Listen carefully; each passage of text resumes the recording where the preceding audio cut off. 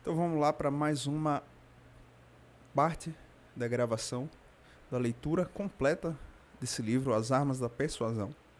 Hoje com novidades no layout do canal e com espaço maior aqui no hub da leitura, até para você mesmo que não quer ouvir a leitura comigo, mas você quer simplesmente ler o livro, e às vezes, muitas das vezes, você não acha na internet o PDF para ler, o PDF original. Isso também é uma solução.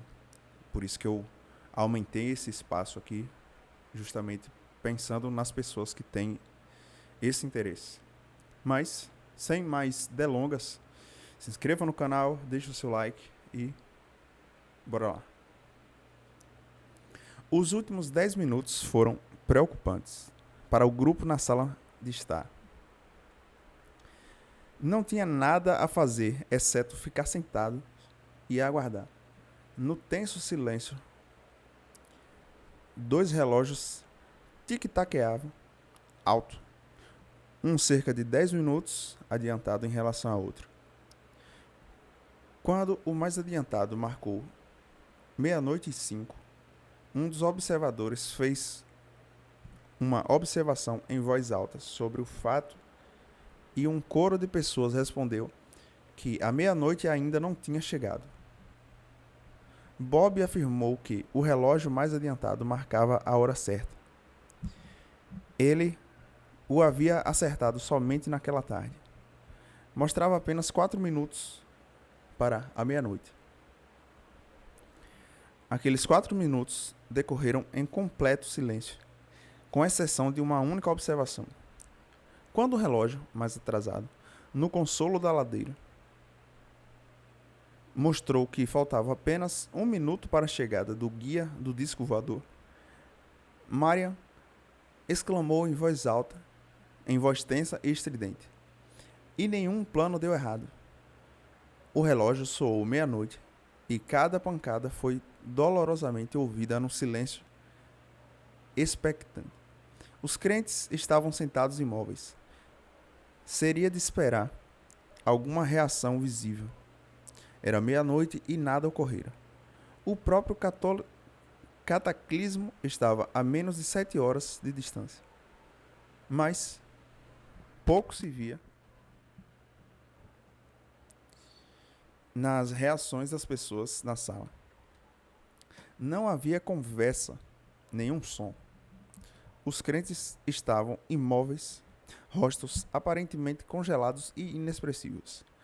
Mark Post foi a única pessoa que chegou a se mexer.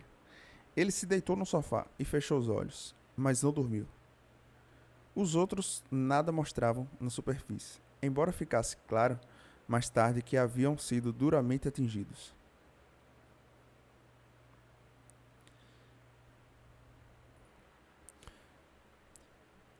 De forma gradual e penosa, uma atmosfera de desespero e confusão dominou o grupo. Eles reexaminaram a previsão e as mensagens associadas.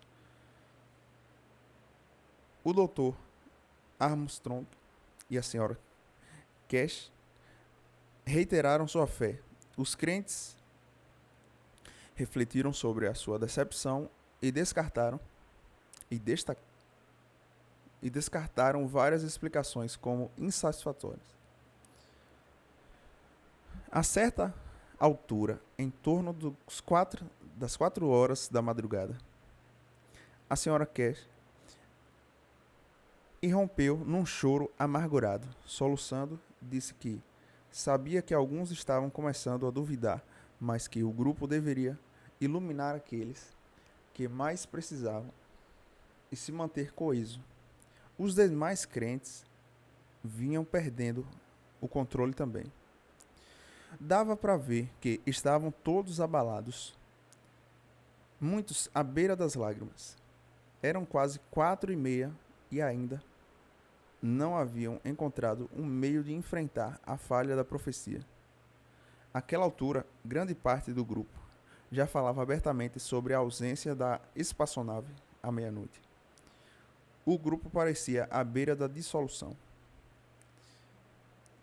Em meio a uma dúvida crescente, com a confiança dos crentes começando a ser abalada, os pesquisadores testemunharam dois incidentes notáveis, um após o outro.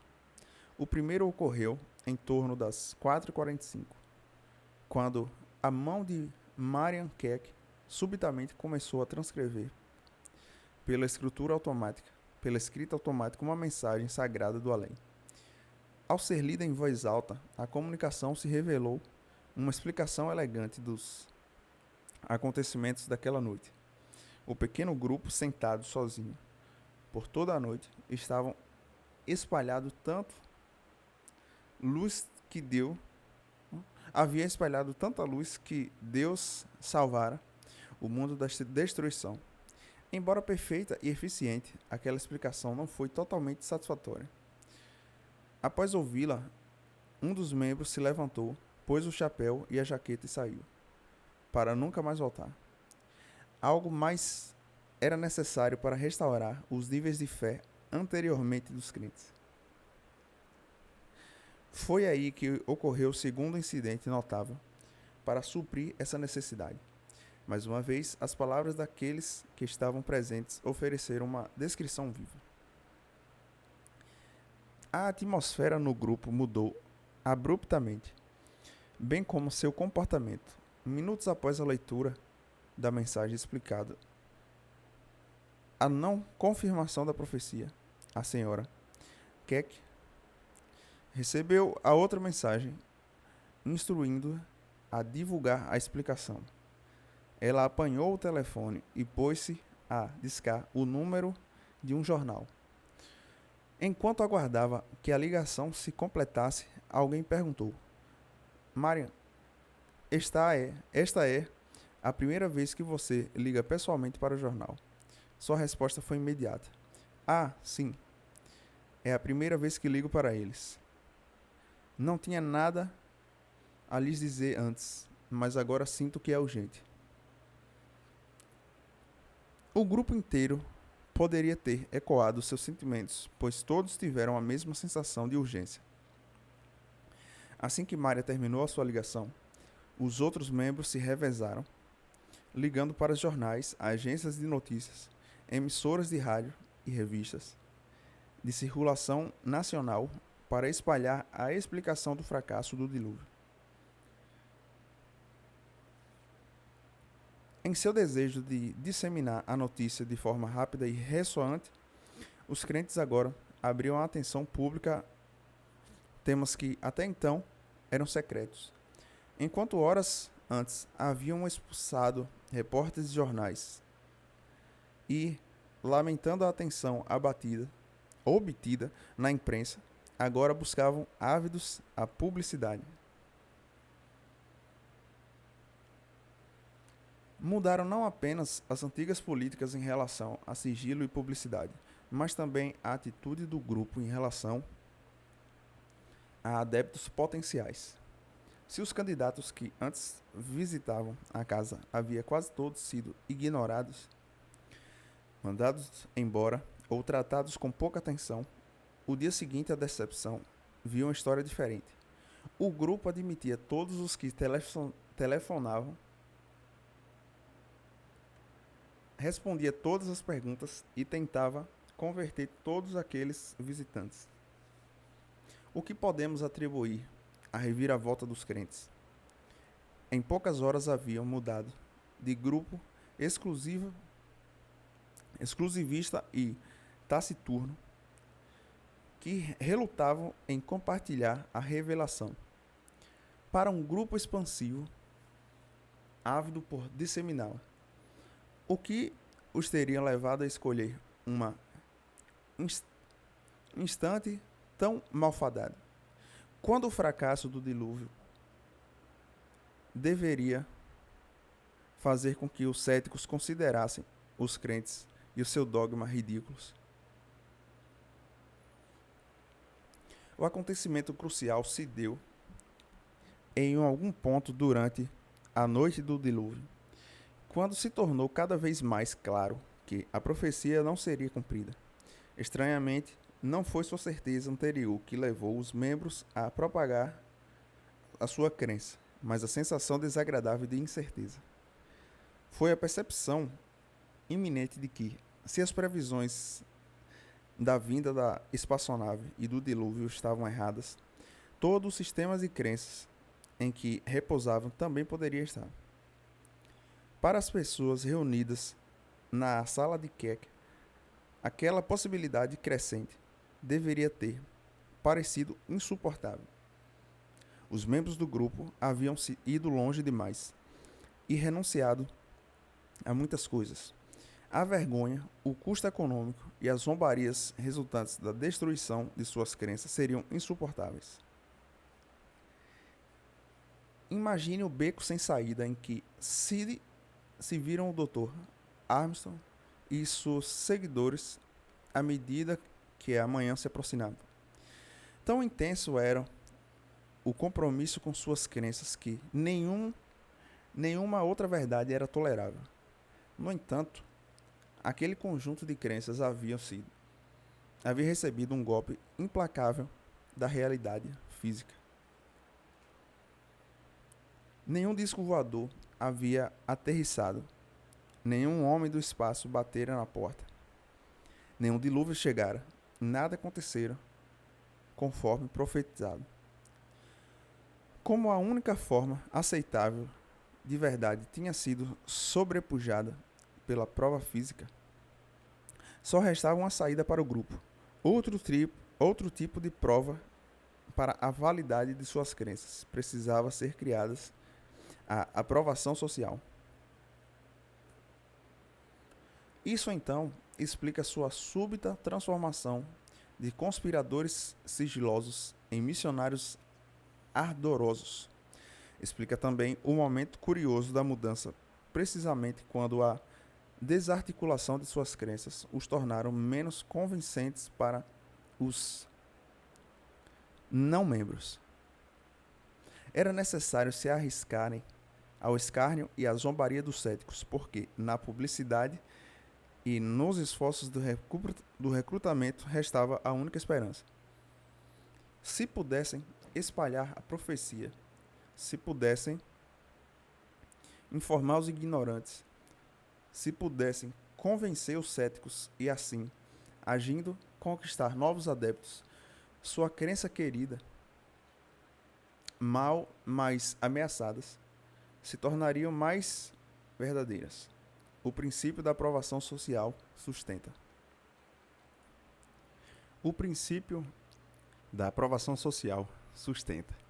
Quanto maior o número de pessoas que acha uma ideia correta, mais um dado indivíduo irá considerá-la correta.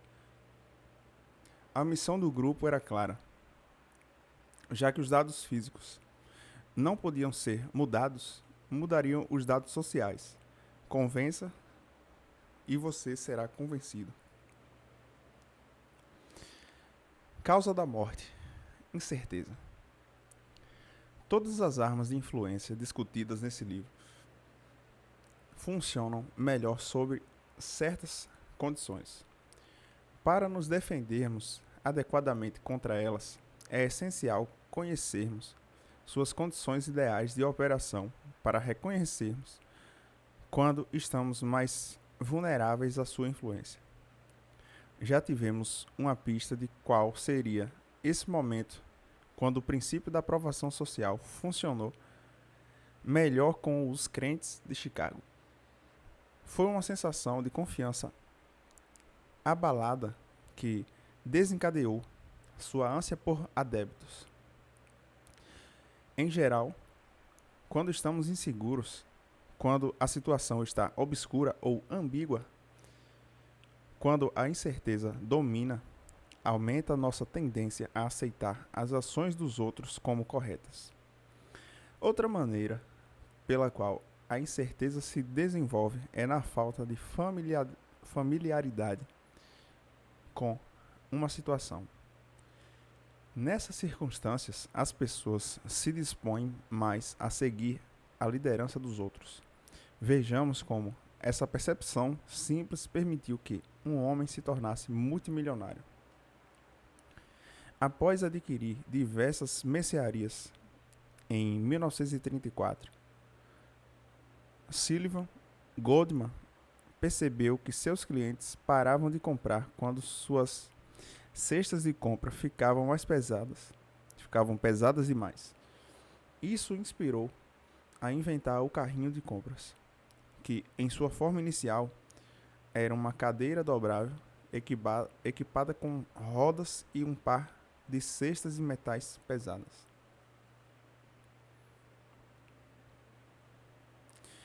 O invento tinha um aspecto tão estranho que, no início, nenhum dos fregueses de Goldman estavam dispostos a usá-lo. Mesmo depois de ele fabricar um suprimento mais do que adequado, colocar diversos carrinhos no local visível da loja e instalar cartazes descrevendo seu uso e seus benefícios. Frustrado e quase desistindo, experimentou mais uma ideia para reduzir a incerteza dos clientes, baseada na aprovação social. Contratou compradores para andar com os carrinhos pela loja. Como resultado, seus verdadeiros clientes logo começaram a imitá-los. Sua invenção arrebatou o país e ele morreu riquíssimo, com patrimônio de quase 400 milhões de dólares. No processo de examinar as reações das outras pessoas para resolver a nossa incerteza, costumamos negligenciar um fato sutil, mas importante. Aquelas pessoas provavelmente estão também examinando as provas sociais. Sobretudo, numa situação ambígua, a tendência de todos observarem o que os demais estão fazendo pode levar a um fenômeno fascinante denominado ignorância pluralista. Uma compreensão profunda desse fenômeno ajuda a explicar uma ocorrência frequente nos Estados Unidos, que tem sido taxada de enigma e desgraça nacional. A incapacidade de grupos inteiros de transeuntes de ajudar vítimas que precisam desesperadamente de ajuda. O exemplo clássico dessa inação e que gerou muitos debates nos círculos jornalistas, políticos e cientistas começou como um caso comum de um homicídio no distrito nova-iorquino do Queens. Catherine Genovese, de quase 30 anos, foi morta tarde da noite em sua rua quando voltava do trabalho. Um homicídio não é algo que passa despercebido, mas numa cidade com o tamanho e as características de Nova York, o incidente de Genovese mereceu, no máximo, uma fração de uma coluna no The New York Times. A história de Catherine Genovese teria morrido junto com ela naquele dia de março de 1964, se não tivesse ocorrido um erro. O editor metropolitano do Times, por acaso, almoçou com o chefe da polícia da cidade uma semana depois. Rosenthal indagou do delegado sobre um outro homicídio no Queens. E este, pensando que se tratasse do caso de Genovese, revelou algo estarrecedor que havia sido descoberto pela investigação policial. Catherine Genovese não sofreu uma morte rápida e silenciosa. Seu assassinato tinha sido um acontecimento público longo, ruidoso e torturante. Seu agressor havia perseguido a mulher na rua e atacara 3 vezes num período de 35 minutos, antes que uma faca, enfim, silenciasse os gritos por socorro. Por incrível que pareça, 38 dos seus vizinhos assistiram o crime da segurança das janelas de seus apartamentos, sem levantar sequer um dedo a fim de ligar para a polícia. Rosenthal, jornalista ganhador de um prêmio Pulitzer sabia reconhecer quando estava diante de uma matéria importante. No dia do seu almoço com o chefe de polícia, designou um repórter para investigar o ângulo dos observadores do incidente de Genovese. Após uma semana, o Times publicou um longo artigo de primeira página que viria a criar um turbilhão de controvérsias e especulações. Os parágrafos iniciais daquela reportagem deram o tom e o foco da matéria. Por mais de meia hora, 38 cidadãos, respeitáveis e cumpridores da lei do Queens, presenciaram um assassino perseguindo e esfaqueando uma mulher em 3 ataques separados em Kew Gardens. Por 2 vezes, o som de suas vozes e o súbito brilho das lâmpadas de seus quartos o interromperam e o afugentou. A cada vez ele retornou, procurou a vítima e a esfaqueou novamente. Ninguém ligou para a polícia durante a agressão. Uma testemunha telefonou depois que a vítima estava morta. Isso aconteceu 2 semanas atrás, mas o vice-inspetor-geral Frederick M. Lusen, um veterano com 25 anos de experiência em investigações de homicídio e encarregado dos policiais do bairro, continua chocado. Ele consegue citar uma lista trivial de muitos homicídios, mas o assassinato de Kew Garden o intriga, não por ser um assassinato, mas porque pessoas de bem deixaram de chamar a polícia. Como aconteceu com o vice-inspetor Lucy, as reações normais de quase todos os que souberam dos detalhes da ocorrência foram de choque e espanto. O choque veio primeiro, deixando a polícia, os jornalistas e o público leitor abismado. O espanto logo se seguiu. Como 38 pessoas de bem deixaram de agir sob aquelas circunstâncias? Ninguém conseguiu entender. As próprias testemunhas do homicídio estavam perplexas. Não sei, responderam após outra. Simplesmente não sei. Algumas ofereceram justificativas fracas para a sua inércia. Por exemplo, 2 ou 3 pessoas explicaram que estavam com medo ou não quiseram se envolver. Aquelas razões, porém, não resistem a uma análise mais atenta. Uma simples chamada anônima para a polícia deveria ter salvado Catherine Genovese, sem ameaçar a segurança futura ou ocupar o tempo livre das testemunhas. Não foi o medo de complicar sua vida que explicou a falta de ação de observadores.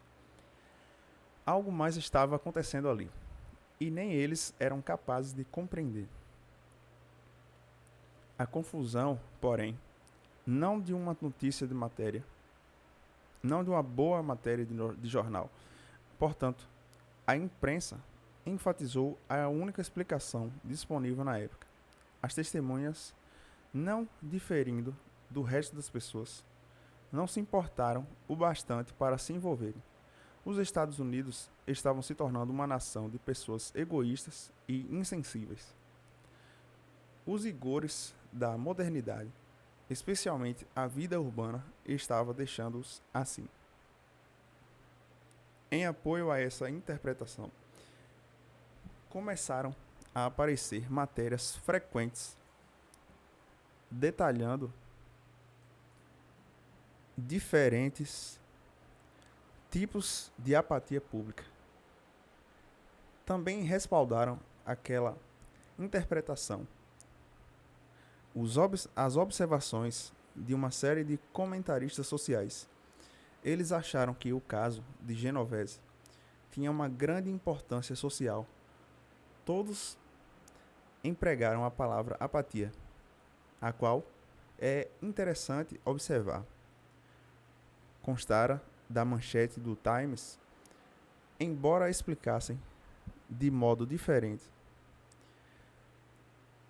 Um a atribuiu aos efeitos da violência na TV, outro à agressividade reprimida, mas a maioria culpou a despersonalização da vida urbana com as suas sociedades das megalópolis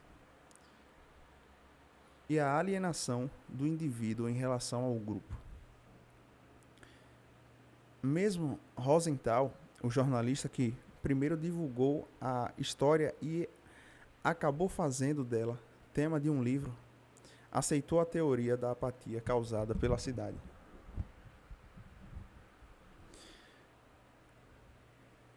Ninguém sabe explicar por que as 38 pessoas não pegaram o telefone enquanto a senhorita Genovese era atacada, pois elas mesmas não sabem dizer.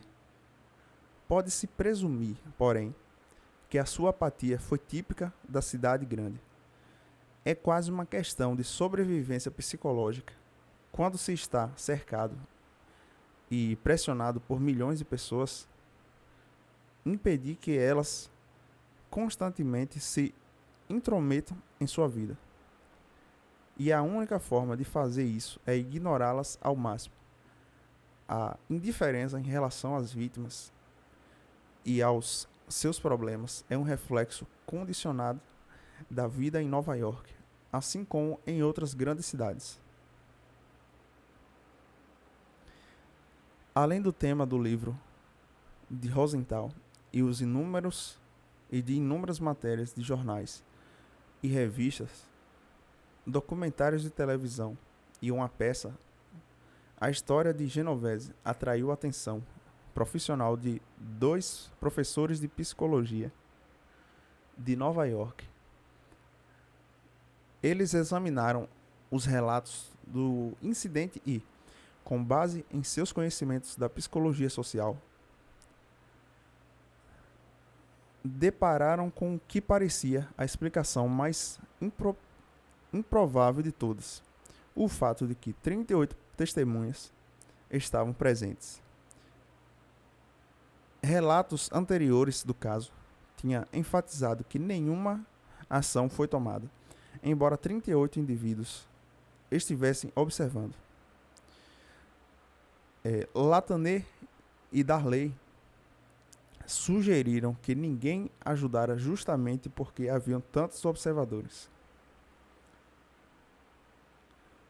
Os psicólogos especularam que, por pelo menos 2 motivos, um observador de uma emergência tende a não prestar ajuda quando existem vários outros observadores presentes. O primeiro motivo é simples: com tantas pessoas podendo ajudar, a responsabilidade pessoal de cada uma se reduz. Talvez outra pessoa vá ajudar ou pedir ajuda. Talvez alguém já tenha feito isso.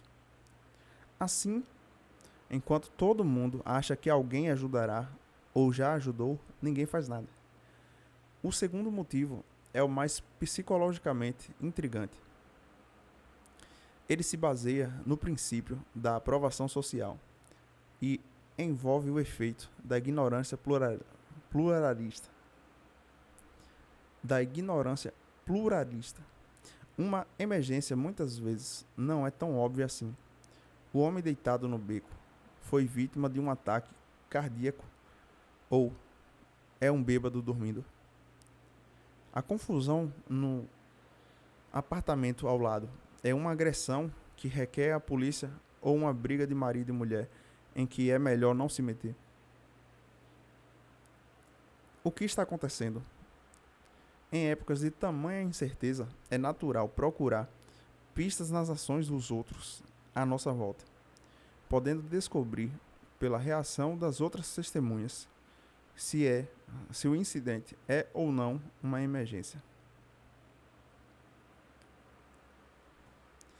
O que é fácil esquecer, porém, é que todos os demais espectadores do acontecimento também devem estar procurando provas sociais, Como gostamos de parecer seguros e equilibrados na frente dos outros, costumamos buscar esses sinais com tranquilidade por meio de olhares breves e disfarçados à nossa volta.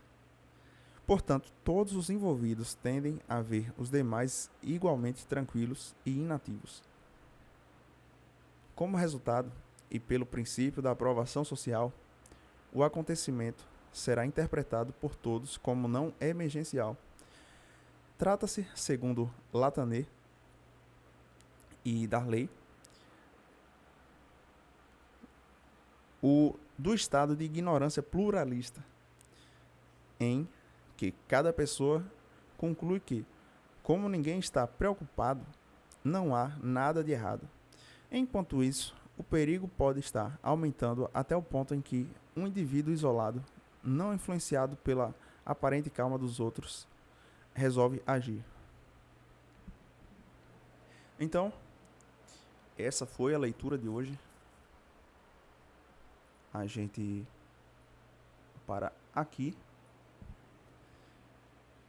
E desde já, eu lhe convido a conhecer o nosso projeto Crescente Constante através do site crescenteconstante.com, onde você vai encontrar no blog diversos artigos sobre desenvolvimento pessoal, evolução e tudo mais que abrange esse universo. E também no nosso canal principal, Crescente Constante, onde está tendo uma remodelação e que a partir da próxima semana, do dia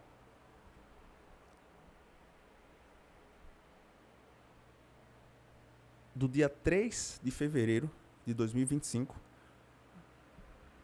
vão estar sendo postados novos conteúdos da nossa nova grade de programação. Então,